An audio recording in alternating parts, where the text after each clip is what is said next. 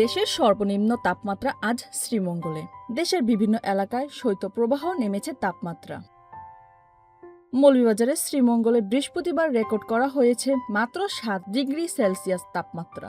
শ্রীমঙ্গল আবহাওয়া অফিসের পর্যবেক্ষক মুজিবুর রহমান জানিয়েছেন, বুধবার সকাল 6টা ও 9টা তাপমাত্রা ছিল 7 ডিগ্রি সেলসিয়াস। কুড়িগ্রামে সকাল 6টা সর্বনিম্ন তাপমাত্রা ছিল 9 ডিগ্রি সেলসিয়াস। বাতাসের আর্দ্রতার পরিমাণ ছিল 99%। পঞ্চগড়ের তেঁতুলিয়ায় বহে যাচ্ছে মাঝারি শৈত্যপ্রবাহ।